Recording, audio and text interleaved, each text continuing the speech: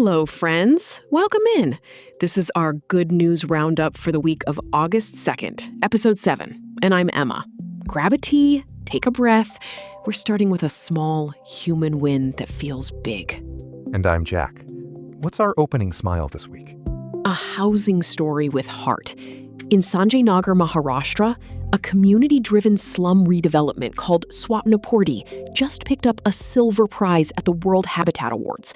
They completed a 3-story, 33-unit building designed with resident input and financed through low-interest loans.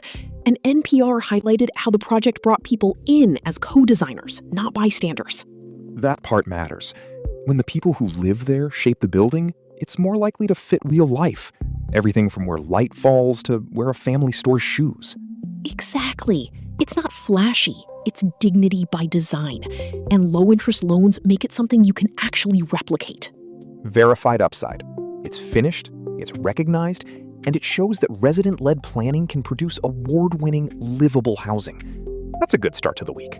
More of that world, more keys in more hands. Sticking with people and second chances, there's a big civic milestone out of Virginia. Yes, confirmed on July 31st. Virginia Governor Abigail Spanberger restored voting rights to about 66,000 people with prior felony convictions. It's ahead of a November ballot measure that could end discretionary disenfranchisement for felons in the state. That's a lot of voices back in the conversation. The timing, right before a broader decision this fall, feels like an invitation to participate, which is the whole point of a democracy. Measured note, it's done. 66,000 people now have their voting rights restored, and more changes may come if the ballot measure passes. And on the Justice Works front in Los Angeles, prosecutors filed a motion on July 26th to dismiss a misdemeanor charge against David Huerta, the president of SEIU United Service Workers West. He'd been arrested while documenting an immigration raid. Correct. U.S. attorneys filed to dismiss. It's a motion, which is the step you take to end a case, and it's a reminder that the legal system has tools for course corrections. 2 stories, 1 theme. Let people be part of their communities, and good things follow. Let's shift to technology that quietly keeps us safer, because that's real-world help you can feel in your pocket. Apple pushed version 26.6 security updates across iOS, iPadOS, macOS, tvOS, visionOS, and watchOS. The company says the patches address dozens of vulnerabilities, and they credited AI-powered tools from Anthropic and OpenAI, among others, for assisting in discovering some of those issues. Translation? Fix-it updates for your phone, laptop, watch, and TV box. A digital equivalent of checking the locks and windows before bed. Practical advice? Install them. No hype, just fewer holes for bad actors to step through. I love the collaborative angle too. Different teams and tools helping spot the cracks faster. It's like having a safety inspector who never blinks. And on the good news scale, this is the kind that prevents headaches you never even knew you avoided. Quiet wins count. Speaking of quiet wins, this week was generous to scientists and the folks who benefit from their work, which honestly is all of us. We'll start with a big, freely accessible resource. DeepMind and the European Bioinformatics Institute expanded the AlphaFold 2 public database to about 214 million predicted protein structures. They reported that roughly 35% of those predictions are classified as highly accurate, and the whole thing remains free to use.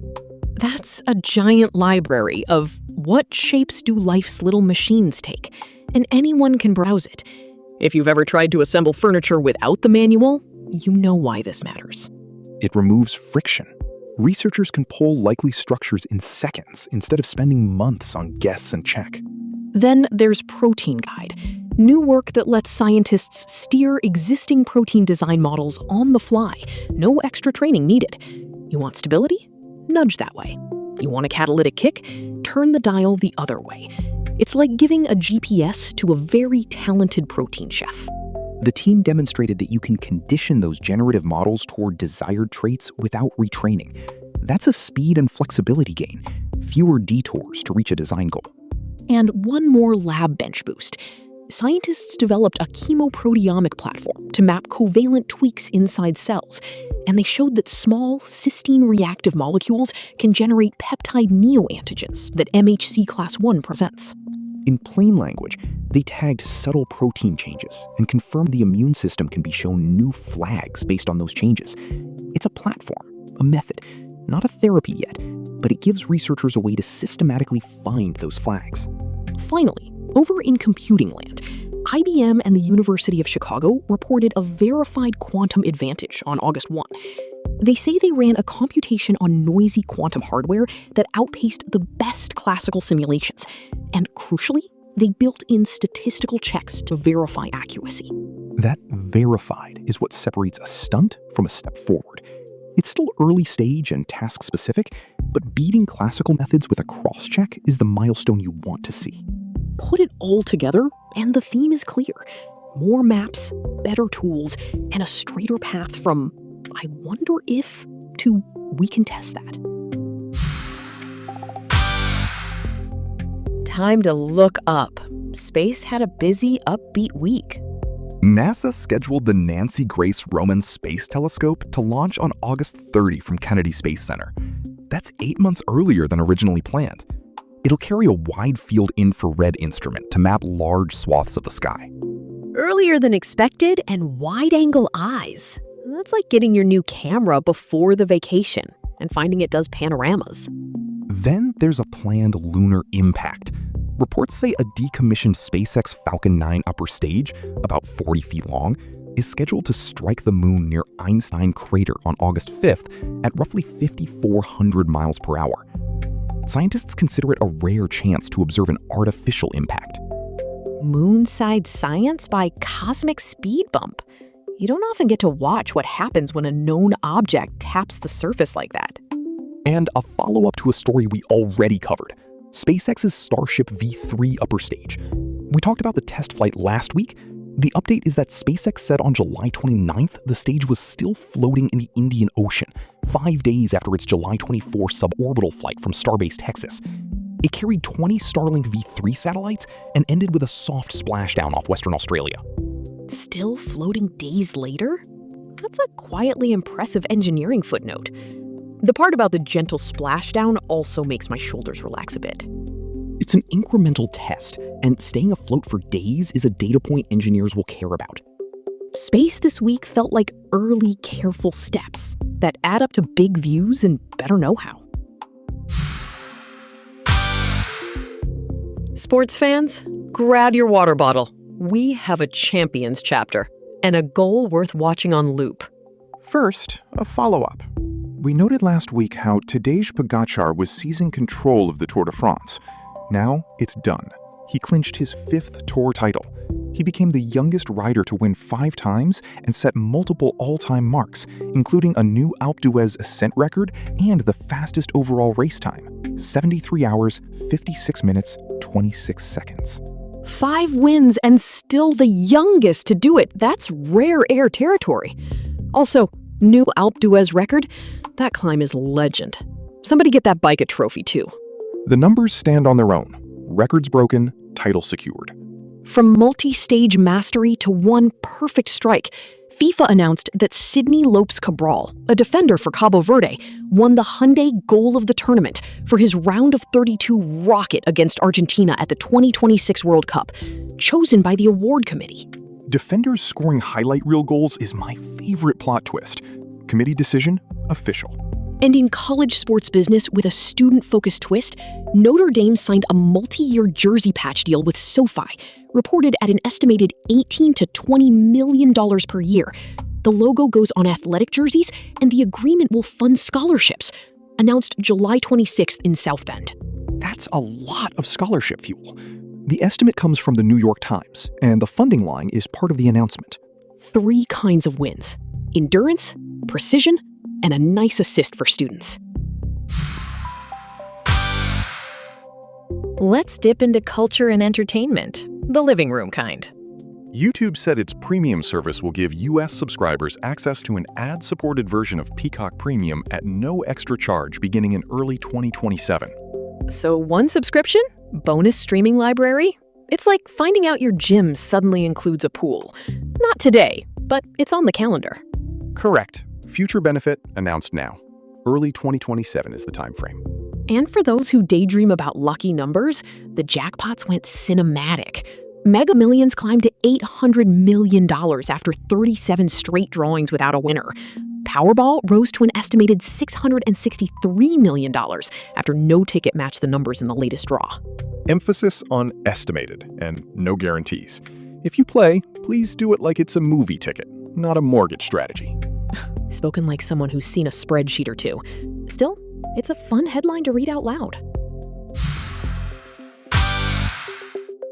Health check. This week brought a trio of studies and steps that add up to cautious optimism. Cautious is the key word. First, a review from Semmelweis University in Budapest, published in Nutrients, suggests that polyphenol-rich foods, think tea, berries, cocoa, olive oil, may aid brain health. They looked at lab and clinical studies tied to pathways involved in brain aging. That's more lean in this direction than magic bullet, but it's nice when the delicious things line up with the helpful things. Right. The review links mechanisms and existing evidence. It does not claim a cure for anything. On Access, Medicare launched a pilot on July 1st, 2026. $50 per month coverage for GLP-1 obesity drugs like Wegovy.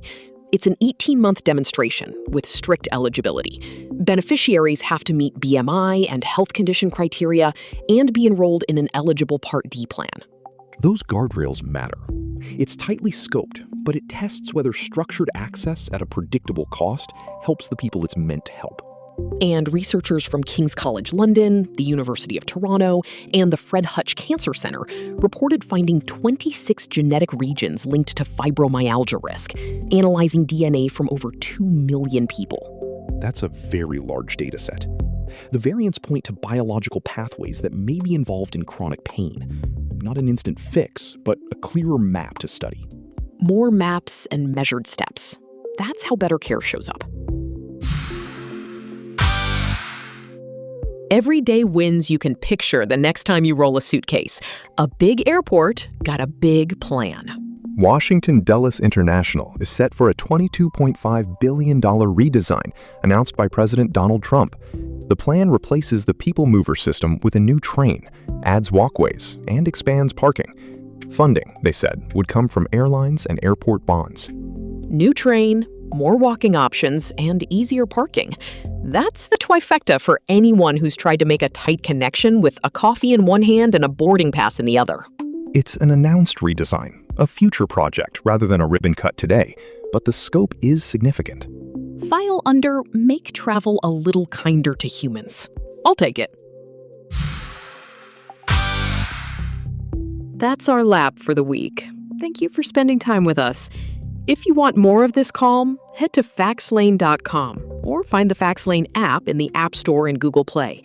There's a Zen mode in the app. Only positive news, like this show, when you need a breather. And if you want to go deeper, check out our other weekly shows, Science Week and Tech Week, for a clean, focused dose of breakthroughs without the jargon. We'll leave you with this.